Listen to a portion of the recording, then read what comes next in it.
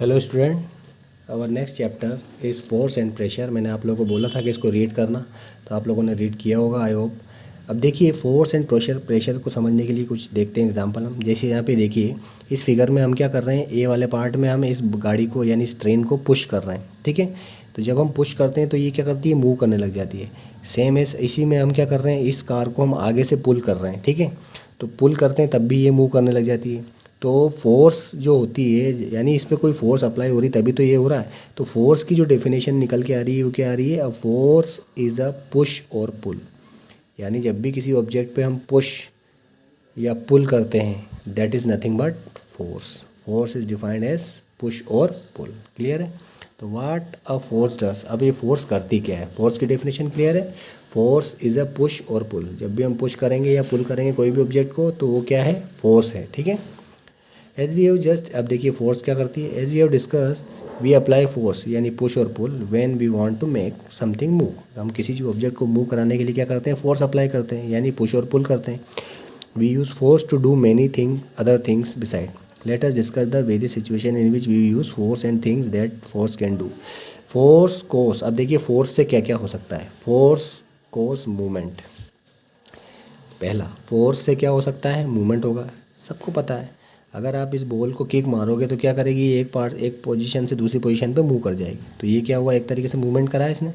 अगर आप किसी चेयर को ऐसे खींचोगे, पुल करोगे तो वो भी क्या होगा, उसका एक पोजीशन से दूसरी जगह पे उसका पोजीशन चेंज हो जाएगा। तो जब पोजीशन चेंज होता है तो उसकी वजह से क्या हो जाता है, मूवमेंट हो जाता है। क्या हो जाता है, मूवमेंट। तो फोर्स कोस मूवमेंट, एक एग्जाम्पल क्लियर है। तो a body is at rest start moving only when a force is applied. कोई भी बॉडी जब रेस्ट पे है वो स्टार्ट मूविंग कब होने लगती है, जब उस पर फोर्स लगती है। क्लियर है इतनी सी बात। इसके बाद फोर्स चेंज स्पीड, फोर्स से स्पीड भी चेंज होती है। जैसे देखिए आप, when your friend is on swing, अगर आप इस बच्चे को देखेंगे तो ये एक स्विंग पे बैठा हुआ है। अगर आप इस पर ज़्यादा फोर्स अप्लाई करेंगे तो क्या होगा, इट विल मूव फास्टर, ठीक है। तो यहाँ पे स्पीड चेंज हो रही है बिकॉज ऑफ फोर्स। तो when your friend is on swing you give the swing a push in the direction in which it is moving. The swing mover first.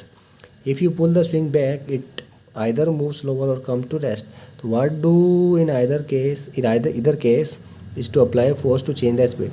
तो यहाँ पे क्या हो रहा है, force is applying। जितना ज़्यादा फोर्स लगाओगे उतना ही ज़्यादा स्पीड बढ़ेगा, जितना कम फोर्स लगाओगे उतना ही स्पीड कम हो जाएगा। That is the thing. तो फोर्स की वजह से क्या होती है, स्पीड भी चेंज होती है।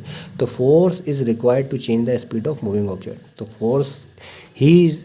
force is the only thing that change the speed of an moving object. किसी भी मूविंग ऑब्जेक्ट या मूविंग बॉडी को स्पीड को चेंज कौन कर सकता है, फोर्स। फोर्स एक तो पहला क्या करेगा, मूवमेंट करेगा। फोर्स क्या कर सकता है, एक स्पीड चेंज कर सकता है।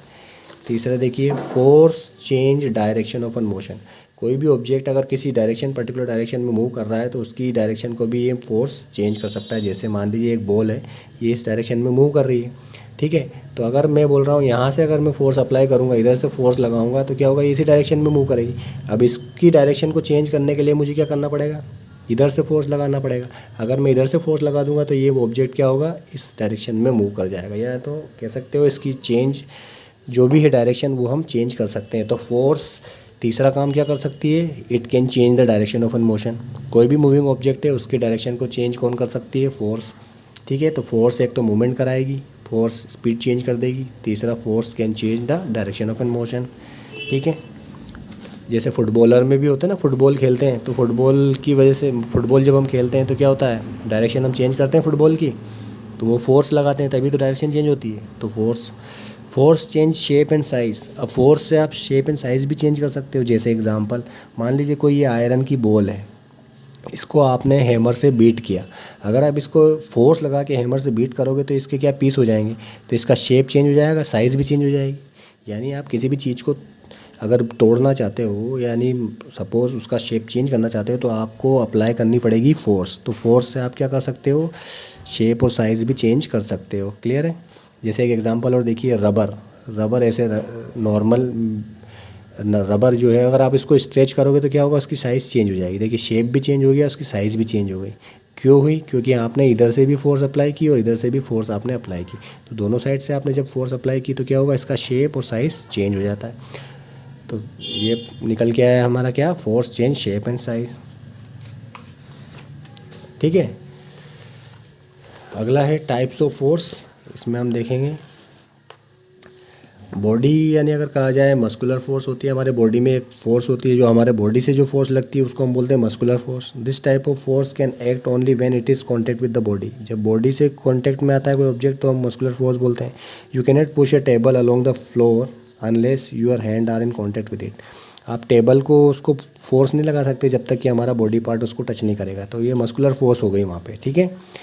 This is the reason why this type of force is called contact force. तो इस मस्कुलर फोर्स को भी हम क्या बोल सकते हैं, कॉन्टैक्ट फोर्स भी बोलते हैं। क्या बोलते हैं, contact force. It is also called contact force. Clear है। तो there are some force which can act on a body from distance.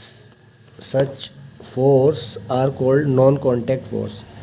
जिसमें कोई कॉन्टैक्ट ना हो उनको बोलते हैं हम नॉन कॉन्टैक्ट फोर्स, ठीक है। तो before we discuss such forces let us study very important contact force called frictional force. इसमें सबसे पहली जो फोर्स आती है वो आती है हमारी फ्रिक्शनल फोर्स। फ्रिक्शनल फोर्स क्या होती है सभी को पता होना चाहिए, आप लोगों ने शायद कभी पढ़ा हो। Frictional force, you learn that force is required to stop movement. देखिए आप लोग जब कोई बॉल को अगर ज़मीन पे रोल करते हो, यानी आपने उसको पुश किया, तो क्या होगा, वो एक पर्टिकुलर डायरेक्शन में मूव करती है और कुछ इंस्टेंट पे जाकर वो स्टॉप हो जाती है। होती है कि नहीं होती। तो ये यहाँ से यहाँ तक जो मूवमेंट किया, यहाँ तो बिकॉज ऑफ फोर्स किया उसने, लेकिन कहीं ना कहीं ये स्टॉप भी तो हुई है। तो ये स्टॉप क्यों हुई, because some another force is acting on that particular object in the opposite direction of force. Opposite direction में फोर्स के जब कोई दूसरी फोर्स वर्क करती है तो उसको हम बोलते हैं frictional force. Frictional force oppose the movement. समझ में आई बात। फ्रिक्शनल फोर्स क्या करती है, मूवमेंट को या मोशन को अपोज करती है, ठीक है।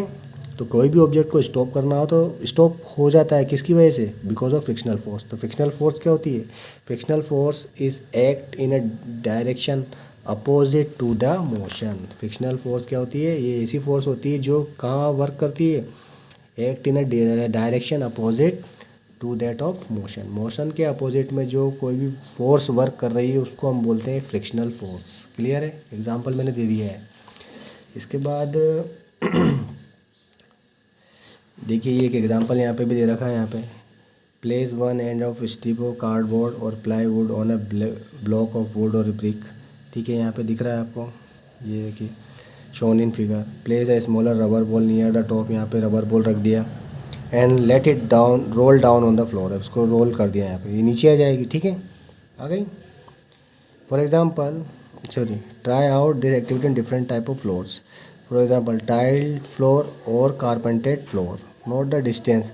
अब इसमें आपको डिस्टेंस देखना है। ऐसे आप अब इसको रोल करोगे तो इसका डिस्टेंस देखना है कितनी दूर तक जाता है। एक टाइल्स पे करना है और एक फ्लोर पे करना है। ऊपर वाले में टाइल्स पे उन्होंने किया है, नीचे वाले पे उन्होंने क्या किया, कारपेट पे किया है। तो आप देखोगे कि ये ज़्यादा दूर तक जाएगी बॉल और ये कम दूर जाएगी। क्यों, क्योंकि यहाँ पे फ्रिक्शनल फोर्स ज़्यादा नहीं लग रहा है, यहाँ पे कम लग रहा है, ठीक है। क्लियर, यहाँ ज़्यादा लग रहा है, यहाँ कम लग रहा है, ठीक है। तो जहाँ कम लगेगा फ्रिक्शनल फोर्स, मूवमेंट ज़्यादा दूर तक होगा, और जहाँ फ्रिक्शनल फोर्स बढ़ जाएगा मोशन कम हो जाएगा। क्लियर है। इसके बाद स्टैटिक। अब देखिए यहाँ पे लिखा हुआ है, देखिए एक पॉइंट और पढ़ लीजिए आप। द स्मूथर द सरफेस, जितनी ज़्यादा स्मूथ सरफेस होगी the lesser is the frictional force. Frictional force कब होगा, जब सरफेस स्मूथ हो जाएगी। अगर सरफेस हार्ड होगी, पथरीली हो जाएगी तो क्या होगा, तो फ्रिक्शनल फोर्स बढ़ जाएगा। यानी पथरीली जगहों पे फ्रिक्शनल फोर्स ज़्यादा होता है और स्मूथ जगहों पे फ्रिक्शनल फोर्स कम हो जाता है। क्लियर है। अगर आप टाइल्स पे ऑयल डाल दो, उस पर अपन स्लिप कर जाते हैं। वो स्लिप क्यों करते हैं, क्योंकि फ्रिक्शनल फोर्स कम हो जाता है। तो स्मूथ करने पे क्या होता है, फ्रिक्शनल फोर्स कम हो जाता है। क्लियर है। इसके बाद एक होता है static and kinetic friction. Frictional force does not only depend on the nature of surface in contact, it also depend on whether something is moving over a surface or it's stationary। तो ये जो है static और kinetic we will discuss in next class, ठीक है।